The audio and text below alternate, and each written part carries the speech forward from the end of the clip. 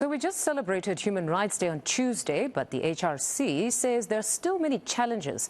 It highlights government's failure to provide safe and secure environments consistently. Let's discuss this now with the HRC's Bongani Majola. Mr. Majola, good morning and thank you very much for your time. So it's still Human Rights Month. We're obviously reflecting on the journey to attaining the democracy that we enjoy, but also interrogating whether that which was envisaged in the Bill of Rights, particularly around safety and security, is being manifested. Where does the HRC stand on this?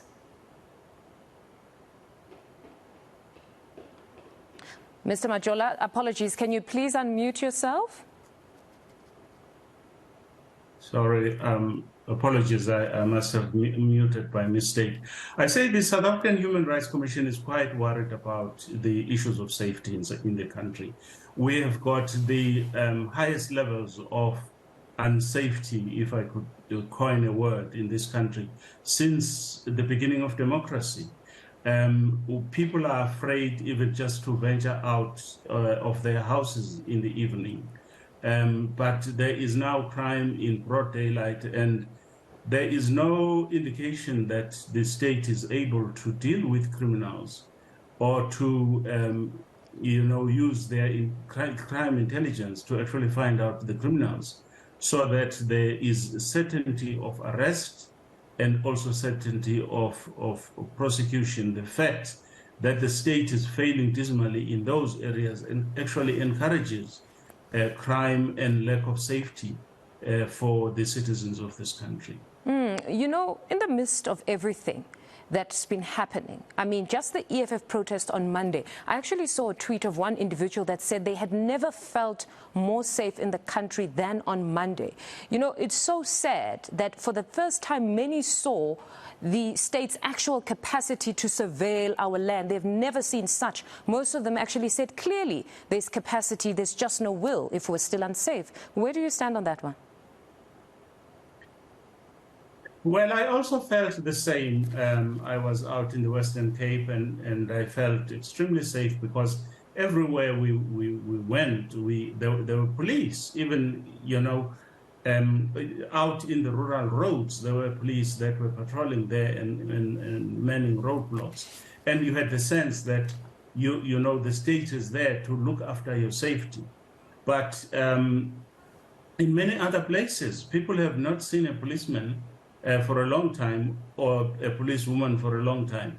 But even where they see a policewoman, a policeman and a policewoman, many of our complainants have told us that we reported this to the police, and the police said, no, it's not the kind of case that we're going to take, or go somewhere else, and so on. Or many people, even in fact more complaints, are of people who report crime, and that's the last thing they ever hear from the police, because things just pile up. They say there's been a burglary and they wait and wait and wait and nobody even rocks up.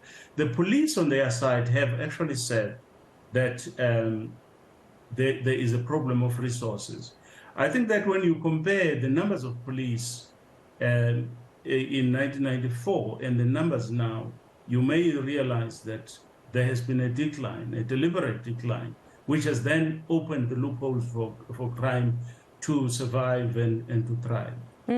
Because among the responses from particularly Minister Ntshavheni, when many posed the question around how safe many felt on Monday, she said that was a special operation, quite costly. It's something that it can never sustain at this point. So meaning there really is an issue of resources. But what is the form of recourse for citizens? Because just now one of our reporters was in Westbury engaging with the community there. We know that community to be among the most dangerous. And the police minister had amaperete there, but somehow there's still shootings. What form of recourse does communities such as Westbury have in this instance if perhaps they approached you to say, we want to force government to take us seriously and to protect us? Well, there are a number of options that they have. One of them is, of course, to go to the Human Resources, to the South African Human Rights Commission, because the Commission can actually litigate on their behalf. Otherwise, they can go and litigate on their own, but I know that they do not have the resources to do that. The most powerful weapon that they have is their vote, in terms of Section 19 of the Constitution. That if the government that they have put in power fails to deliver to them what they were expecting the government would deliver, then they should also resort to using their vote in order to find people who are more serious about their safety. But it means in the interim, though, the best, because there's always a long period between when elections are. So in the interim, if they really wanted to force the police minister to deploy more police in the area, it would be better then to come to the South African Human Rights Commission and then you litigate on their behalf. It would be better for them to come to us to litigate on their behalf, but we're aware that the minister is also dealing with a difficulty in the sense that there is a lack of resources. But is there nothing else that can be done where there's a special allocation? Because we're constantly reporting on Westbury. Children are dying there. And in as much as some of us are safe in our communities, it honestly starts to hurt that how dare we be so comfortable when another community is suffering like this? It surely can't be life. Well, we can talk with the government about that, but usually, as you know, there are measures that are taken, but they are of a temporary nature.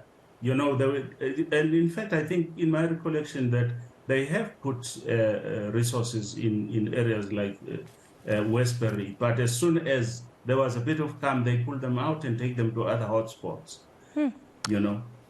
So yes, I think that in the interim we can speak with the Minister of Police and ask that they make a special arrangement. But I'm sure he will plead the lack of resources. But any special measures that he will put on the table will soon be taken away. It is important, of course, that all areas which are suffering like Westbury are also protected. In the Western Cape, there is an alarming level of violence there, gun shooting and what have you, and so on. That is the other complicating factor. I think it's a matter that we need to raise even more pertinently with the government to say, do something in order to ensure the safety of the citizens. All right. Mr. Majola, thank you very much for your time this morning. That was Advocate Bongani Majola, the chairperson of the Human Rights Commission.